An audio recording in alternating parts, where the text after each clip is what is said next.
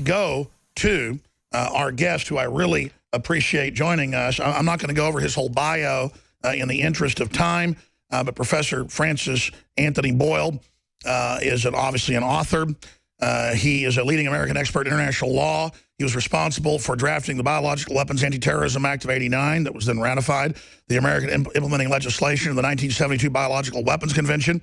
He served on the board of the directors of Amnesty International for 4 years as well, and represented Bosnia and Herzegovina at the World Court. He serves as a legal advisor to the Palestinian delegation of the Middle East peace negotiations. He, in 2007, delivered the Bertrand Russell Peace Lecture. I'm not going to, it just goes on too much, but top of his class at Harvard, and PhD, magna cum laude, political science, also from Harvard. And I just can't go over the rest of it. He's run, major commissions on genocide. So he's a world expert on nukes, bioweapons, you name it. He's got the contacts. And he does his research, and he's here to present what he thinks is going on with Zika and where he thinks it's going. Now, I immediately, when I heard about this weeks ago, and I've been doing my own research, I hadn't spoken yet, and Nico said, why aren't you talking about this more? And I said, well, I know Bill Gates is obsessed with releasing mosquitoes to, quote, give you vaccines and force medical things on you. And he's also involved in studying gut illnesses and things like, weather control. He's the head up guy on that. He runs the UN programs with these inoculations that keep killing people in mass and maiming them and sterilizing them, and they find in the vaccines the hormone added to it to create a sterilant. So it's not like he's a suspect. He's been caught in all this. And his wife a few years ago made a very cryptic statement in Germany. She said, the people claiming we're involved in covert population control and things, you better watch it or people are going to die. It was a double meaning, quote, you're going to kill people not having us do this, or we're going to get you. But they're very, his dad ran Planned Parenthood, was in Army intelligence, high level. These are very serious people, okay? And from our research, the Bill and Melinda Gates Foundation is a front for real shadow government eugenics. Now, let's just stop right there. He's the main funder of gun control, you name it, as well, but never gets heat for it. So talking about him is very dangerous. So we appreciate Professor Francis Boyle's courage. He's going to drop some heavy data on us. And for radio listeners, I'm going to be going through articles here while he speaks, backing up the things I just said, okay? And you can later tonight go to Infowars.com. We'll have the video of this posted, even if you're not watching us live and just listening, because this isn't science fiction. This is the real world, and they're saying women shouldn't have children for a couple of years. In these countries now, is it a scare to not have kids? Is that the population control? Causes deformities in children? Here to tell us what the virus does, what he really thinks is happening, and who the main suspects are, if it's a bioweapon, is Professor Francis Anthony Boyle. Sir, thank you so much for joining us. Well, Alex, thank you very much for having me on, and my best to your viewing audience. Thank you, sir. You've got the floor. Go ahead and tell us what you think's going on here. Well, of course, I have no inside information. I've just been dealing with reputable news media sources from around the world, but it does seem to me and to others, another expert friend of mine, that what we are dealing with here is some type of biowarfare agent that has been genetically modified, GMO. So for that reason, you really can't believe anything the WHO, the Pan American Health Organization, the CDC is telling you. It also appears, as you correctly point out, that Gates was involved in this. Bill Engdahl has the book on Gates that he's basically a genocidalist. He does have people on his staff with experience having done what I call death science, life scientists who do biowarfare work. It appears that the U.S. Advanced Biowarfare Facility at Galveston was involved. It also appears that the BSL-4 facility at Colorado State that works with GMOing mosquitoes was involved, and that this British high-tech firm Oxitec was involved. what is critical here is that I believe it was the summer of 2004. There was a scholarly paper published saying that these genetically modified mosquitoes could be dangerous if they were released. And despite this knowledge, they were released both in Brazil and also in Colombia, deliberately and maliciously. Now, why Brazil and Colombia? Brazil, you hit the Atlantic coast of Latin America, and Colombia, you hit the Pacific coast of Latin America, and you set off a pandemic. So as of now, I think that's what's going on. I'll continue to monitor the situation and, act in accordance with the best information I have. But I don't think you should trust anything the CDC, the WHO, the Pan American Health Organization is telling you. They're all in cahoots with Gates. The Brazilian government is in cahoots with Gates. They're all up to their eyeballs in this stuff. Right now, I personally would not be traveling down to Latin America until we have some idea precisely what we are dealing with. And yet I note on Monday, the WHO has convened an emergency meeting where they're going to tell everyone, well, just keep business and travel as usual.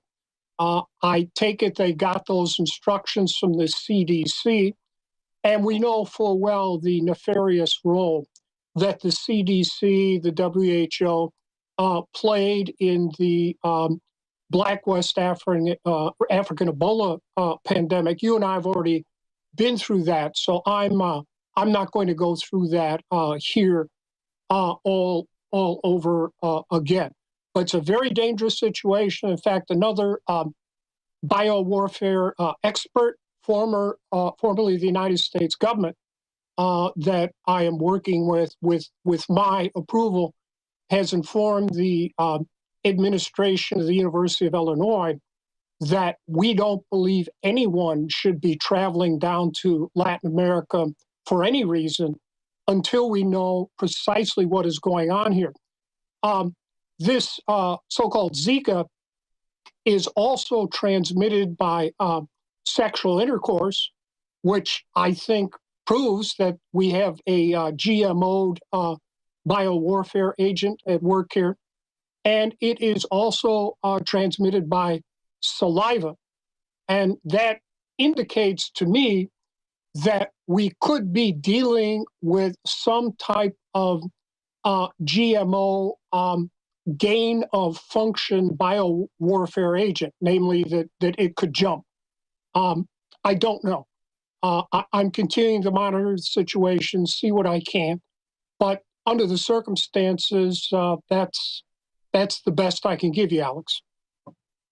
Dr. Boyle, I just read the news every day. Some days upwards of 200 news articles I scan over. And some of the things I obsess on are MIT. I remember 20 years ago reading in an MIT magazine at the University of Texas at the library about growing embryos, and they were implanting them in cows, and that they were breeding a line of cows that were part human so that the cows wouldn't reject it. And then, of course, a few years later, China started producing cows that produce human milk in their udders. And, of course, they can have goats that are, part spider and produce body armor. I'm giving examples of stuff that's known to be 20, 25 years old. Now they come out 2 weeks ago and go, oh, we're doing it in pigs and sheep now, and, producing, well, they're actually producing humanoids, and then they can grow the organs up bigger in them, and they're now going mainline with it. So there's something 20, 30 years old that I talk about, and they have mainstream media then do articles making fun of me saying I'm crazy and claim that humanoids are being grown in cows. Doesn't matter if I have 3 MIT articles this year in the last month. Doesn't matter. It's like the public that's informed knows, but they're scientific, maybe 1%, 2%. The general public just thinks it's X-Files. I mean, the episode of X-Files on Monday was human-animal chimeras. And so it's the X-Files. Now it's a joke. And so you see the psyop of the establishment. I remember with the HPV vaccine and all the rest of it, but that simulant flu shot 6 years ago, which they later admitted was a simulant of the virus put out a year before. I mean, they are engaged in biological testing. You know about the U.S. code where it was authorized for any law enforcement or research purpose. We all know about Tuskegee. I'm giving just well-known examples. There's thousands of admitted radiating little children to death. Other countries do it. There's a mad scientist guild, it seems. Russia did it too, that actually get off on this. We know we brought the rat line over here after World War II from Germany. You have written, the major global treaties. You know the people. You went to the top schools in Chicago, and for folks that don't know, and Kissinger and all of it. You were being groomed to be one of them. For new viewers, I just have to add that to your pedigree. What is it with these people? It's not just population reduction. They're clearly running all sorts of weird bio operations against us. It's horrible. Cancer and all this other stuff is exploding. From your expert, wider analysis, what does this warfare operation look like to you? Or are they still in a mass testing phase? What's the end game? And then what do we do about Zika? Obviously, nobody should go down south. Instead, our borders are wide open. I mean, they're just bringing in people with drug-immune TB. What is the end game here of diseasing the whole world? Well, you've raised an awful lot of issues there. Yes, Let me just say that even Professor Chomsky, who is on the faculty at MIT, has publicly stated that basically MIT is a front organization for the Pentagon, and most of its money comes from the Pentagon. In the case of biowarfare, we know for the fact that the Harvard-MIT Broad Institute helped set off the Black West African Ebola pandemic, with some type of GMO'd biowarfare organism over there, and then tried to cover it up with an article in Science magazine that I publicly debunked in 15 minutes. Sure, it's just like them now saying that ISIS built its own Stinger missiles, and at the bottom of the article it said they got them from the U.S. It's like, this weaponized thing just appears, this Stinger missile just appeared, this Zika just appeared. I mean, it's crazy. Well, that's correct. I've added it all up, and the United States government has spent $100 billion, $100 billion at least, on researching biological weapons since 9/11/2001. Now, to give you an example, in constant dollars, the Manhattan Project to develop the atom bomb costs $40 billion. So we're already over twice, 2.5 times as much. So it's clear that the United States government is running an offensive biological warfare program. Indeed, it goes back at least to the Reagan administration, as I documented in my book. It's mega massive, it's underground, and what do you think its goals are? Well, I think we're seeing it with respect to the Black West African Ebola pandemic. Pop control, destabilization? Now the Latin American Zika pandemic against blacks and browns down there. This is population control and reduction. Is it in the sectors because it's more equatorial and the viral spread, or is it, you're saying, race-specific, that it's more effective in preliminary research against people with dominant bloodlines? Well, I'm not saying it is race-specific, this GMO organism, but rather targeted racially specific. They are using Ebola and Zika against people of color in third world countries. Yes, and this goes all the way back to the Nixon-Kissinger infamous National Security Directive, saying in fact, wasn't that 200? We can put it on screen. And we've got the Kissinger. Yeah, I can't recall the exact number. Yes, the Kissinger population control memorandum. And then we also have Dick Cheney in the PNAC document, who's in the Austin American Statesman, calling for the legitimization of using race-specific bioweapons. That's correct. And I believe, so I'm not saying that the Zika virus or the Ebola virus was race-specific, but genetically engineered to be race-specific. But both have been used against people of color, blacks in Africa, and browns. And of course, we know there are a lot of blacks down in Latin America, especially in Brazil. And I believe this is what is going on, that these are being used for that purpose. Yes, that is National Security Study Memorandum 200, National Security Council, Washington, D.C., code number 02506, April 24th, 1974, about a month and a half after I was born. Right, and you also mentioned the outbreak of swine flu in Ukraine. There is a U.S. biowarfare facility there, and we know that swine flu is a genetically engineered triple chimera. So even President Putin and their new national security directive have publicly accused the United States government of waging biological warfare against them, and I believe that is a correct conclusion from what I can see, yes. Well, sure, in Kissinger's memorandum, he says we can't have peace and free market breaking out in these countries. We've got to destabilize them, hurt them, poison them, ship our toxic waste there, bioweapon them. And that's why people say, you know, why do you hate Henry Kissinger? Folks, we have their memorandums. They write books. Let me point out, I deliberately went through the same PhD program at Harvard that produced Kissinger and Brzezinski before me. And they gave me Kissinger's old office at Harvard Center for International Affairs. So you have to understand I would say, Nazi mentality that people at Harvard have. I mean, let's look at President Obama. He was behind me at Harvard Law School, and Obama has the entire country being run by Harvard Law School mafia. You can have Samantha Power there, our problem from hell at the UN. Zara Ron Klain. Sure, they are the dominant breeding ground for the intelligentsia, and you were in the middle of their highest level, basically secret program. You've covered that before, and I want you to get back into it sometime in a whole show, but specifically being around them, what percentage of them are eugenicists? I know the Chicago Business School is phase one fascism and Machiavelli, and then Hegelian dialectic being used for evil purposes, and then you go to Harvard and they give you the technicals and how the government really works. But I mean, what percentage do you think really understand just how murderous the ultimate plan is?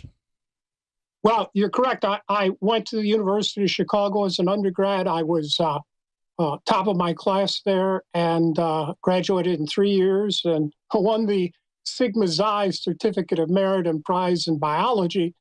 And then Harvard Law School and the Harvard PhD program. The brainwashing system is extremely effective. Mitt Romney, for example, back in those days, we called him Will. He and I were 1Ls together at Harvard Law School. We took all of our first-year courses together. So it's exceedingly rare for people to come out of these elite programs and not to have been brainwashed along these lines. Again, sure. I mean, it's also when the devil offers you all this power, like Albert Speer said, who was respected by people and wasn't really an evil guy overall. He said, look, when the devil's got his warm arm around you, he doesn't look like the devil. You know, when Hitler was putting his arm around him. And I think that's part of it is the elite comes and says, we want you to join us because you're smart and you're one of us. Most people go, okay. That's correct. And the people who run this country are, the Rockefellers and the Rothschilds and all the rest of them. They understand full well that they need the brain power of middle class, lower class people. So they go out and get them wherever they can find them and effectively bribe them and say, well, here's some money, here's some power.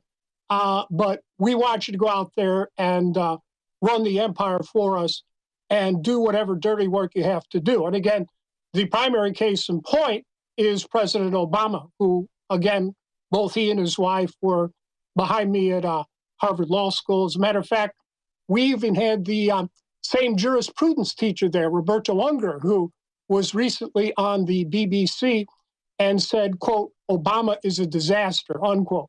But Professor Unger, there weren't too many people like that at Harvard Law School when I was there. And since I left, it has moved far to the neocon right, where you have large... What's the best way to describe it? Fascist? What's the best way to describe these people? Power-tripping, technocratic fascists? What's the best term? Machiavellians, yes. This is university. I spent 10 years at the University of Chicago and Harvard, and it's basically brainwashing in Machiavellianism. As for the scientists, they're basically told there's really no ethical dimensions here to what you're doing. This is just science. It's a puzzle. And you sure, don't they just tell them also, we have to have the most deadly thing in case somebody else makes it. We've got to know how to fight it. That's correct. That's what the $100 billion that the U.S. government has spent. BioShield. Biological weapons is all about. And the trillions of dollars we have spent on nuclear weapons since the Manhattan Project. It's madness. In the time we have left, sir, what is the best website, the best book? You've written so many books for folks to read. What's the latest? Well, I gave an interview to Sherwood Ross, an investigative reporter, that I think I sent to your staff that updates my book. So if you get the book and that interview with Sherwood Ross I gave last fall before the Zika pandemic, that will pretty much bring everything up to date. All right, we will post that article under this video. Epidemic. We will post that as it gets up tonight and tomorrow at Infowars.com. Biowarfare and Terrorism, Francis A. Boyle in the update article. Of course, you expose the anthrax being an inside job and the rest of it. We only got 45 seconds left. Pretty big deal having Obama and the Republicans try to pass that Total War Powers Act that even Democrats call martial law. Did you see that, sir? I did. I've read it by Lindsey Graham, and there'll be no end. We'll be waging war all over the world under that. For the next 40 or 50 years. Sure, but to put it on paper is unprecedented. I mean, this is unbelievable. It really is, and it'll be just like George Orwell's 1984. In fact, that is what we're living right through now. Yeah, we're entering it. That's right. The final domestically and internationally, and everyone should reread Orwell's 1984. Yes, sir. The final twilight of liberty is here. We have to bring back the day, but I don't know if we can. Thank you, sir. Have a great weekend. We're going to come back in the fourth hour. Anthony Gucciardi, but I have more to say. Thank you.